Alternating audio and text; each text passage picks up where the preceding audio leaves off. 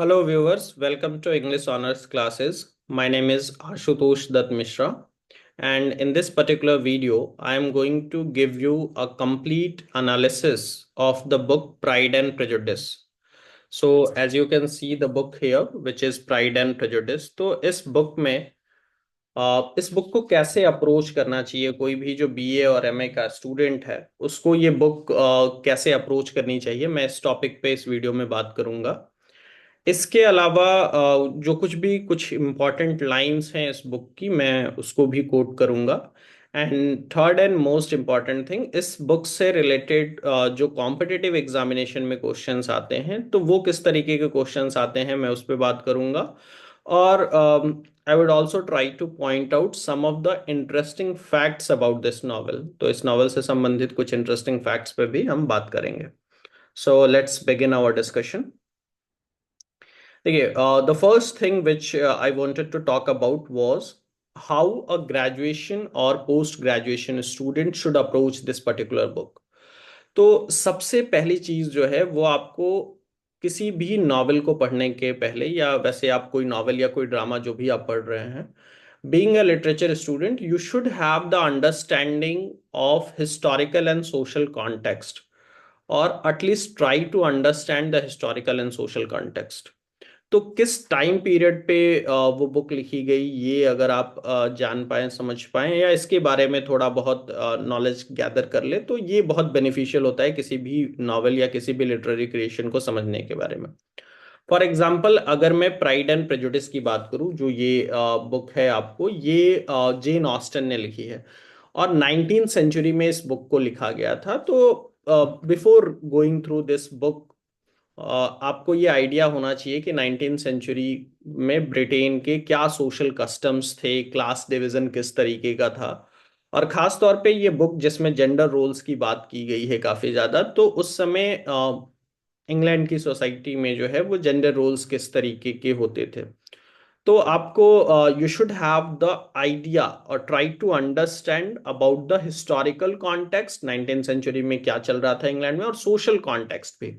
और खास तौर पे इस बुक में जो थीम्स हैं, जैसे विमेन रोल पे जो बात की गई है या मैरिज पे जो बात किया गया है, तो आपको ये भी समझना पड़ेगा। Try to investigate about the limited opportunities that were available to women at that time in England.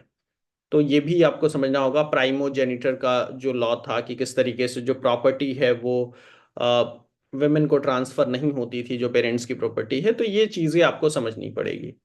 So the first point is to understand about the historical and social context. Second thing, in my opinion, is about focusing on the major themes. कि ये किताब किन themes पे या किस topics पे बात करती है, ये आपको समझना होगा। फॉर एग्जाम्पल, जैसे इसका जो टाइटल है प्राइड एंड प्रेजुडिस, वो अपने आप में एक थीम भी है। अ, मैं समरी पे बहुत ज्यादा बात नहीं करूंगा, बट इसके जो दो मेजर कैरेक्टर हैं, which is Elizabeth and Darcy, तो ये उनके ही प्राइड और प्रेजुडिस के बारे में बात करता है। हालांकि जब आप शुरू में पढ़ेंगे तो आपको समझ में आएगा कि ये डार्सी के प्राइड और एलिजाबेथ की प्रेजुडिस के बारे में बात हो रही है। बट जैसे ही थोड़ी गहराई से सोचेंगे, you will find out it is not only the pride of Darcy, but also the pride of Elizabeth. And similarly, it is not only the prejudice of Elizabeth, but also of Darcy. तो pride और prejudice दोनों ही चीजें दोनों character में है, जो दोनों हमारे मेजर कैरेक्टर हैं, विच इज डार्सी और एलिजाबेथ, एलिजाबेथ बेनेट, और जो डार्सी का कैरेक्टर है। तो जो थीम है, प्राइड एंड प्रेजुडिस अपने आप में एक थीम हो गया। लव एंड मैरिज का थीम इस नॉवल में बहुत क्लियरली जो है, ये नॉवल उस थीम को भी एक्सप्लोर करता है कि मैरिज को बहुत डिटेल में ये समझाने की कोशिश करता है कि मैरिज जो है वो किस तरीके से एक फाइनेंशियल ट्रांजैक्शन बस होता है हमारी सोसाइटी में, और जो फिजिकल और इंटेलेक्चुअल कंपैटिबिलिटी पे बेस्ड होना चाहिए था और लव पे बेस्ड होना चाहिए था जो मैरिज, वो किस तरीके से बहुत सरफेशियल थिंग्स पे बेस्ड होता है। लाइक कि जो मेल है, जो टू बी हस्बैंड है, उसके पास कितने पोजेशंस हैं, वो कितना अमीर है, और जो टू बी वाइफ है वो कितनी ब्यूटीफुल है। इस चीज को ही सोसाइटी इंपॉर्टेंस देता है, जबकि intellectual compatibility, physical compatibility, love, इन चीज़ों को ज़्यादा इंपॉर्टेंस दी जानी चाहिए। तो लव एंड मैरिज अपने आप में एक थीम है इस नॉवल में। तो आपको जो भी मेजर थीम्स है इस नॉवल के उसको भी एक्सप्लोर करना चाहिए। जैसे मैंने प्राइड एंड प्रेजुडिस पे बात की, लव एंड मैरिज पे, क्लास और सोसाइटी भी इस नॉवल में अपने आप में एक थीम है, और मोरालिटी की बात की गई है। इसके अलावा भी और भी वेरियस थीम्स हैं we should that you should try to explore. इसके अलावा जो आपको करना चाहिए, जब आप हिस्टोरिकल और सोशल कॉन्टेक्स्ट जान गए, थीम्स के बारे में थोड़ा आइडिया हो गया आपको, then you should must analyse और try to have knowledge or information about the major characters और analysis of the major character। For example जो हीरोइन है इस नॉवल की वो एलिजाबेथ बेनेट है। तो उसके कैरेक्टर को उसकी पूरी कैरेक्टर एनालिसिस समझिए कि किस तरीके से उसके इंटेलिजेंस को, उसके विट को, उसके इंडिपेंडेंस को जो राइटर हैं जेन ऑस्टन वो इस नॉवल में काफ़ी बोल्डली प्रेजेंट करती हैं। एक बहुत ही रिवोल्यूशनरी कैरेक्टर है और बहुत लव्ड कैरेक्टर भी रहा है। एलिजाबेथ बेनेट बहुत सेलिब्रेटेड हीरोइन है ब्रिटिश लिटरेचर के पॉइंट ऑफ व्यू से। और इनफैक्ट डार्सी का कैरेक्टर भी बहुत हालांकि वो एक शुरू में बहुत ही प्राउड और एलुफ मैन की तरह दिखाया जाता है, बट अगर आप पूरे ब्रिटिश लिटरेचर की हिस्ट्री देखेंगे तो डार्सी के कैरेक्टर को भी बहुत सेलिब्रेटेड कैरेक्टर माना जाता है। तो ये दोनों कैरेक्टर बहुत पॉपुलर हुए। और इसके अलावा जो सपोर्टिंग कैरेक्टर्स हैं उनके बारे में भी, जैसे जो एलिजाबेथ के फादर हैं बेनेट का कैरेक्टर हो गया, या एलिजाबेथ की जो सबसे छोटी सिस्टर है लीडिया का कैरेक्टर।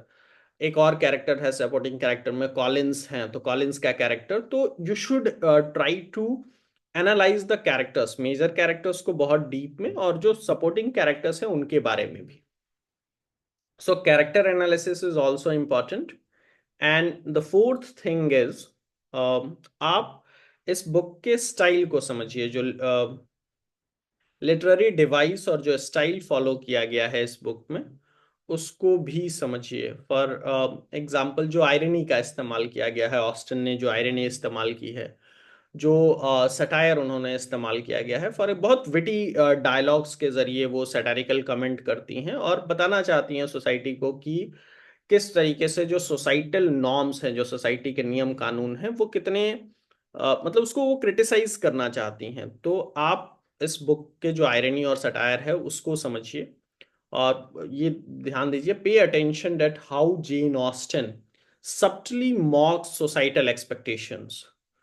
एंड सेकेंड थिंग कि आप फ्री इनडायरेक्ट स्पीच को भी समझने की कोशिश कीजिए। उसके अलावा अगर आप और इंटरप्रिटेशन थोड़ा और डेप्थ में जाएंगे तो आपको इस बुक को आप इस बुक का फेमिनिस्ट इंटरप्रिटेशन भी समझ सकते हैं कि किस तरीके से जो एलिजाबेथ बेनेट जो हीरोइन है इस नॉवेल की, वो उसमें किस तरीके से जो पावर उसको दिया गया है और किस तरीके से वो जो सोसाइटल कॉन्स्ट्रेंट्स हैं, अपने इंडिपेंडेंस और सेल्फ रिस्पेक्ट के लिए वो सोसाइटल कॉन्स्टेंट से बाहर सी नेविगेट हर वे। सो जेंडर नॉर्म्स को किस तरीके से क्रिटिसाइज किया गया है कि जो विमेन का रोल है सोसाइटी में उसको कितना रेस्ट्रिक्ट करती है सोसाइटी, इस बात को बहुत मेजर तरीके से इस बुक में उठाया गया है। तो being a literature student you should try to figure out all these things after और before going through this novel. आप इस नॉवेल को पूरा पढ़िए। अगर पॉसिबल नहीं है पढ़ना तो आपने समरी सुनी, तो इस एस्पेक्ट्स को भी, इन जिन एस्पेक्ट्स पे मैंने बात की उन एस्पेक्ट्स को भी जानने की कोशिश कीजिए। और कुछ क्रिटिकल ऐसे अगर पॉसिबल हो पाए इस बुक से संबंधित, बहुत सारे आर्टिकल्स जो आपको आजकल इंटरनेट पे भी मिल जाएंगे, so try to read some scholarly articles or essay based on this novel which basically critical essay जो इस बुक को जज करता हुआ, और जज के अलग अलग जो इंटरप्रिटेशन हो सकते हैं। फेमिनिज्म वाला तो मेन इंटरप्रिटेशन है, बट फेमिनिस्ट इंटरप्रिटेशन के अलावा इस किताब का मार्क्सिस्ट इंटरप्रिटेशन हो सकता है, साइको एनालिटिक इंटरप्रिटेशन हो सकता है। उन चीजों को भी समझने की कोशिश कीजिए which will broaden your understanding to the novel themes. तो ये चीजें बहुत जरूरी है। सो आई होप मैंने इस टॉपिक पे अपनी बात जितनी मुझे करनी थी कि एक जो ग्रेजुएशन या जो पोस्ट ग्रेजुएशन का स्टूडेंट्स है वो इस बुक को कैसे अप्रोच करे।